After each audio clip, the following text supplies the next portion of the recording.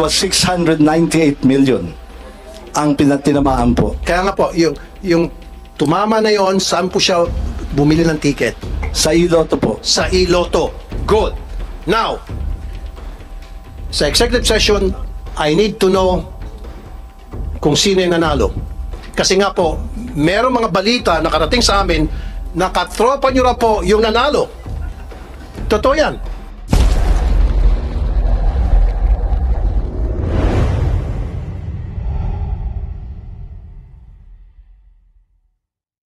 And for calling this hearing. Kanina pa kami nagkaroon ng discussion dito. So, would you like to make an opening statement, Senator Coco? Well, wala naman, Mr. Chairman, except that as a mathematician, I'm interested at looking at the rate of success in hitting the lotto jackpots, Mr. Chairman. And I will compare it with some other systems in some other countries, Mr. President. Oh yeah. Anyway, nabuksan na rin lang yan.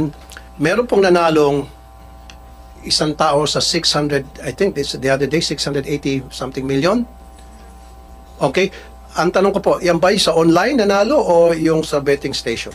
Over the counter po yan, yung sa traditional betting station. Over the No. This is yung una, yung 640. Kayo naman. Relax lang. Kagabi yung iloto. Hindi, sa iloto ba ito? Yung sa 600 something million? Relax sila. Easy. We'll get there. Sa iloto ba ito o yung sa Lotto Agent Station? Last night po, Mr. Chair, it was 698 million ang pinatinamaan po. Kaya nga po, yung tumama na yon, saan po siya bumili ng ticket? Sa iloto po. Sa iloto. Good. Now, sa executive session, I need to know kung sino yung nanalo. Kasi nga po, merong mga balita na karating sa amin na katropa nyo na po yung nanalo. Totoo yan.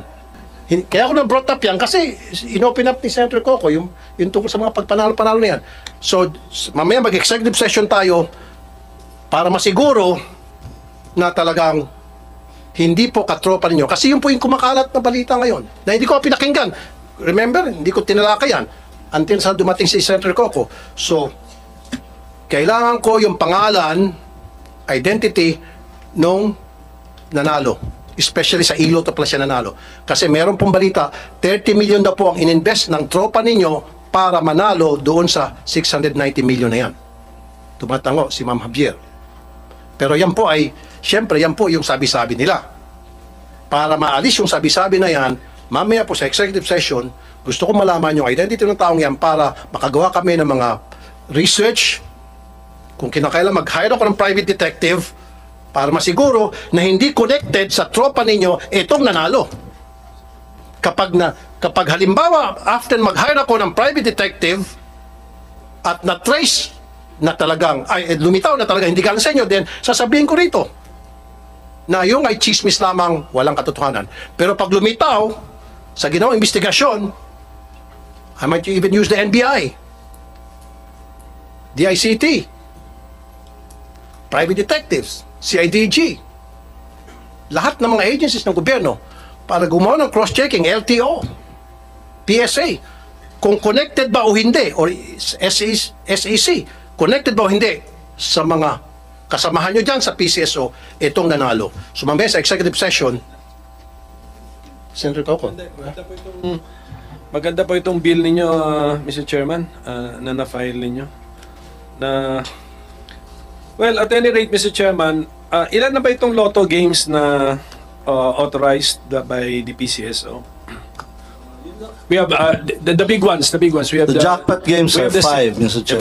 We have the 642, the 645, the 649, 655, and then the 658. Over the Christmas period, we increased the jackpots of all these 5.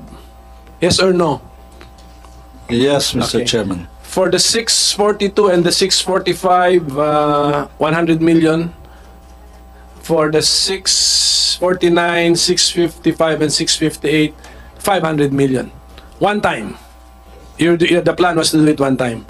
May I know the legal basis?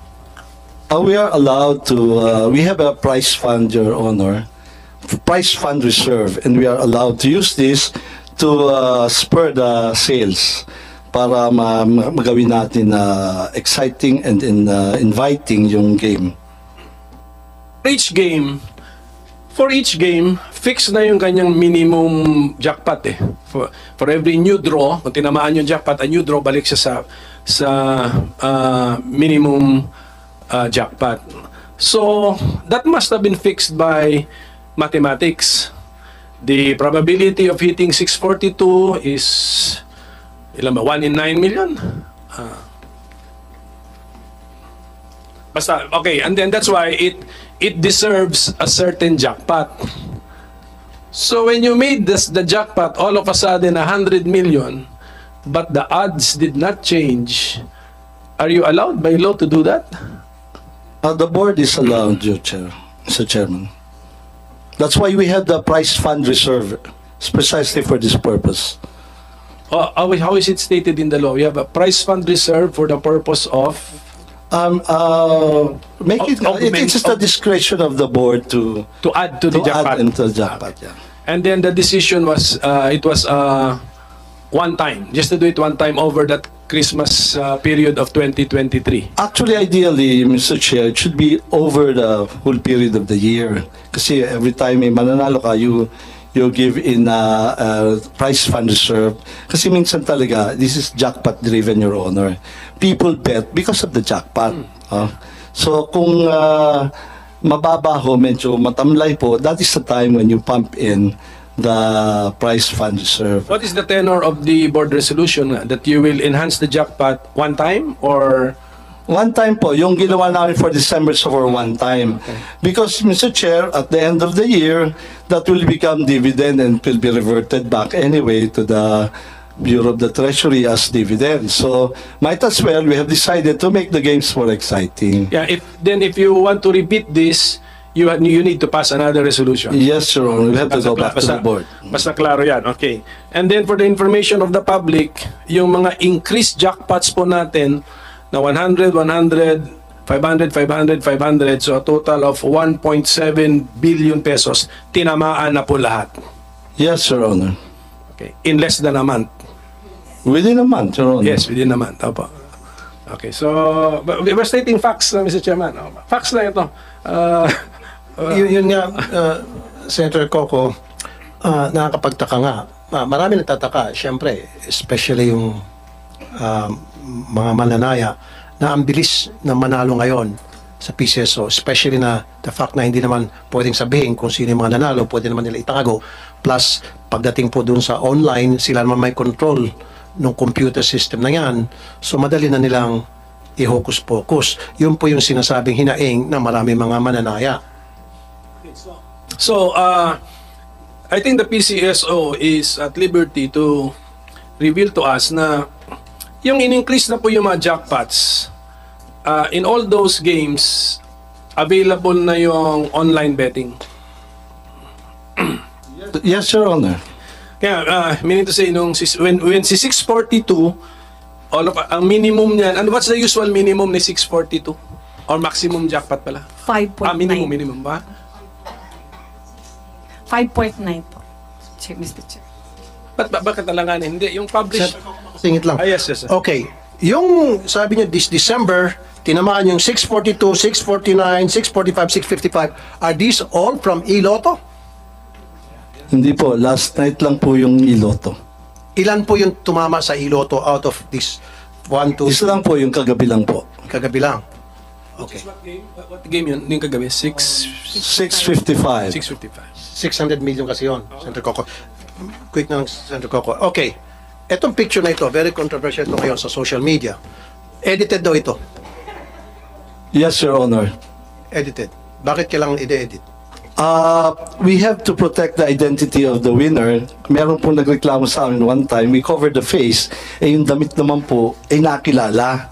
So, nagreklamo siya, sana naman daw po, wag ipakita naman po yung damit. So, yan po ang reason niya, and I agree, it's a very poor editing, pero the objective is to conceal the clothing na ma-identify sa kanya. So, ibig sabihin, so inamin nyo, in-edit to, pinalitan yung clothing. Opo. bakit kinakailangan palitan ang clothing? Again, part po yan ng pag-conceal kasi na-identify po yung damit. For example, kung at that day, yung mga kapitbahay po, uy, yun yung suot niya, ganyan. Or kung nakapag-selfie siya, meron yung pong nagreklamo sa amin, favorite clothes daw kasi, kaya nalaman siya. So, Your Honor, if there is something to apologize, it's the poor editing. But I think it has served its purpose of concealing the identity, Your Honor. So at least sinabi nyo, ayan, marami kasi mga nagtatanong, nagsabi, purang pagka-edit. I'm So sorry, inamin nyo, edited ito. we're not very good at editing the clothes. Pero yung tao hindi edited. Hindi po, totoo po Tunay yan. na tao to. Tunay na tao po yan. Okay, so kaya sabi ko,